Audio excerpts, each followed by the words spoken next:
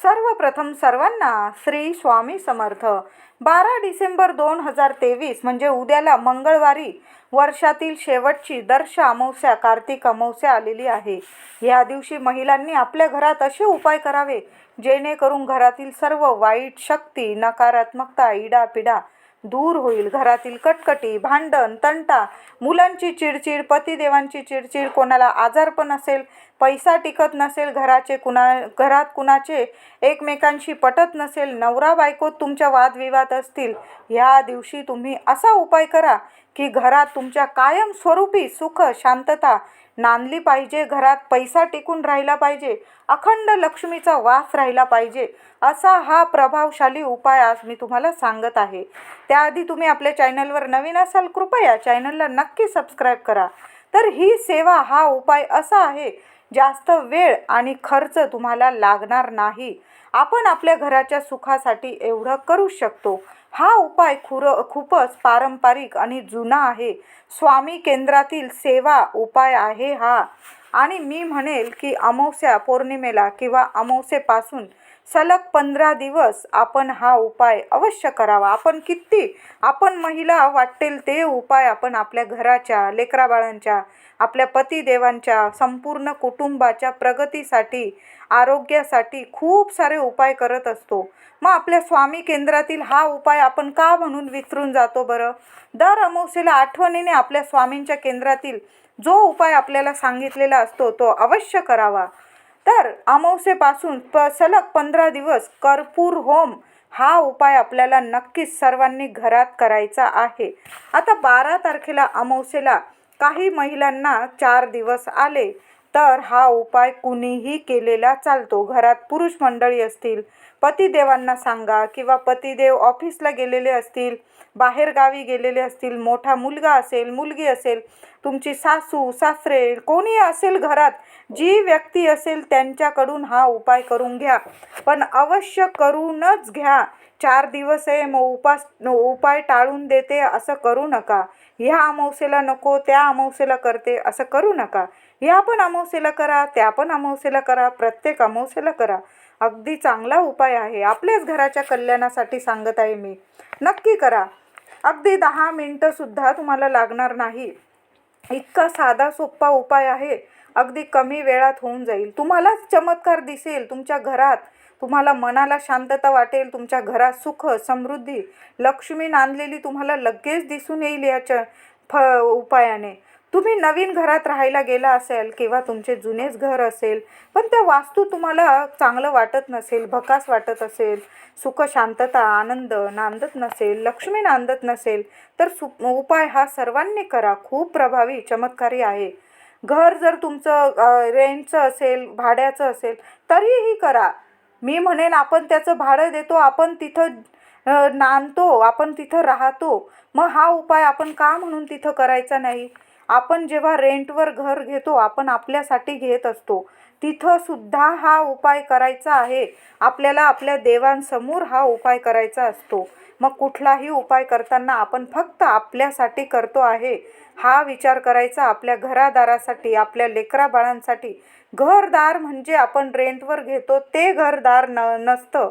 आपण आपल्या घरासाठी म्हणजे आपल्या पतिदेवांसाठी, मुलांसाठी, आपल्या संपूर्ण कुटुंबासाठी कुठलेही उपाय आपण करत असतो. महिला करा, पुरुष करा, कुणीही करा, पण आपल्या घरासाठी आपण करतो. म्हणून उपाय कुठल्याही घरात करा. तुम्ही रेंटवर राहत असाल, स्वतःचं असेल, नक्की करा. तर तुम्हाला लागणार आहे फक्त एक नारळ. नारळ महाग आहे या कापूरसाठी, तर तुम्ही लहानसुद्धा नारळ, अगदी लहानसुद्धा 10-15 रुपयांचा सुद्धा नारळ तुम्ही घेऊन आला तरी चालेल. अमावस्येला तिन्ही सांजेला दिवे लागणेला हा उपाय करा. देव्हाऱ्यासमोर हा उपाय आपल्याला करायचा आहे. आता माझ्या काही मैत्रिणी, माझे दादा ऑफिसला गेलेले असतील, घरी कुणी नसेल, मग तुम्ही घरी आल्यानंतर हा उपाय करत असाल. अमावस्या संपूर्ण दिवस रात्र 12 तारखेला आहे. तुम्ही ऑफिसवरून आल्यावर सुद्धा हा उपाय करू शकता. असं नाही की टाळून देऊ नका, हा उपाय नक्की करा. आणि ज्या माझ्या मैत्रिणी घरी असतील, हाऊसवाईफ असतील, त्यांनी मात्र तिन्ही सांजेलाच हा उपाय करा. आणि ज्या काही मैत्रिणी ऑफिसला गेल्या असतील त्यांनी ऑफिसवरून आल्यावर हातपाय धुवून हा उपाय करा. पण कराच, मी तर म्हणेल 9-10 वाजले तरीही चालेल, पण उपाय सोडून देऊ नका, टाळून देऊ नका, नक्की करा. तर एक नारळ घ्या, स्वच्छ हातपाय धुवून घ्या. आधी आंघोळ करायची करून घ्या, नाही केली हातपाय धुवून घ्या. एक लहानशी स्टीलची वगैरे ताटली घ्या, नारळ त्यात ठेवा. नारळाला जास्त शेंड्या नसतील असा नारळ आणला तुम्ही तरी चालेल, अगदी लहानशी शेंडी असली तरी चालेल. देवाकडे शेंडी यायला हवी, अगदी बारीकशी शेंडी असली तरी चालेल, असा नारळ ठेवा. देवाकडे शेंडी येईल असा नारळ देवाऱ्यांसमोर ठेवा. एक अगरबत्ती दिवा आधीच लावून घ्या. तुळशीजवळ दाराशी दिवा लावून घ्या. उपाय करताना शांत देवघरात देवासमोर बसा. 7 कापूरवडी घ्या. आता चांगली बघून घ्या. भीमसेन असेल तर चांगलेच, नसेल जो तुम्ही आरतीला वगैरे वापरता तो घ्या. आणि एक एक करून नारळावर आपल्याला देवासमोर कापूर जाळायचा आहे. तुम्हाला व्हिडिओ दिसतच असेल की आपल्याला नारळावर कसा कापूर जाळायचा आहे. सर्वांना माहिती आहे कर्पूर होम आपण कसा करतो, नारळावर कापूर कसा जाळतो. इतका प्रभावी साधा सोपा उपाय आहे. नाही काही कुठले उपाय जमले ना तुम्हाला, तर हा अमावस्येला एक उपाय महिलांनी अवश्य करत जा. कशीही इडापिडा असेल, दुःख असेल, जीवनात संकट असतील, स्वामी दूर करतील. बघा, स्वामींचा आवडता उपाय आहे हा. नक्की करा. एक एक करून नारळावर एक एक करून शांततेने तो कापूर विजायला लागला. विजण्याच्या आत दुसरा कापूर त्या नारळावर ठेवत जा. अशा प्रकारे कापूर जाळायचा आहे. शांत बसून घ्या. काही घरभर नाही फिरवला तुम्ही तरी चालेल. तुम्हाला फिरवता आला, लहान लेकरं तुमच्या आजूबाजू असतील आणि मग अंगावर पडायची भीती असेल, नाही फिरवला तरी चालेल. देवघरासमोर जाळला तरी चालेल. आणि फिरवता आला तर घरात कान्या कोपऱ्यात सुद्धा सगळीकडं हा नारळ कापूर जाळताना नारळ फिरवून द्या. सगळीकडं हा धूर पसरवा. तर 6 कापूरवडी जळोस्तोवर आपल्याला श्री स्वामी समर्थ, श्री स्वामी समर्थ मंत्र जप करा. तुम्ही ज्या देवांना मानतात त्यांचे मंत्र जप करा, नाहीतर सरळ आपल्या स्वामींचे नामस्मरण करा. असा स्वामींचा जप करत राहा आणि 6 कापूरवडी जळोस्तोवर देवाऱ्यासमोर तुम्ही तो कापूर जाळा. आणि 7वी कापूरवडी जाळताना, नारळावर जाळताना तो कर्पूर होम म्हणजेच नारळ घेऊन संपूर्ण घरात तुम्ही फिरवला तरी चालेल. लहान लेकरं असेल, नाही फिरवता येत, नका काळजी करू. तिथंच जरी तुम्ही 7वी कापूरवडी जाळून टाकली तरी चालेल, पण लेकरांना आपल्या काही त्रास व्हायला नको. अशा प्रकारे हा कर्पूर होम आपल्याला करायचा आहे.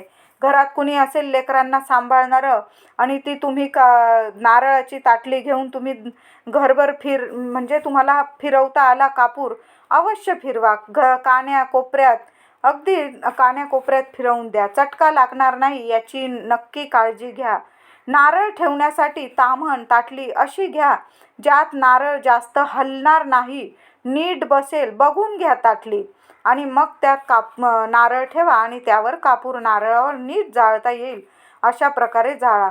अमावस्येपासून सलग 15 दिवस रोज अशाच प्रकारे घरात संध्याकाळी कर्पूर होम करावा. हा उपाय करताना नारळास तडा गेला तर नारळ वाहत्या पाण्यात टाका आणि दुसरा नारळ घ्यावा. तडा गेलाच नाही तर तो रोज तोच नारळ वापरला कर्पूर होम करायला तरीही चालेल.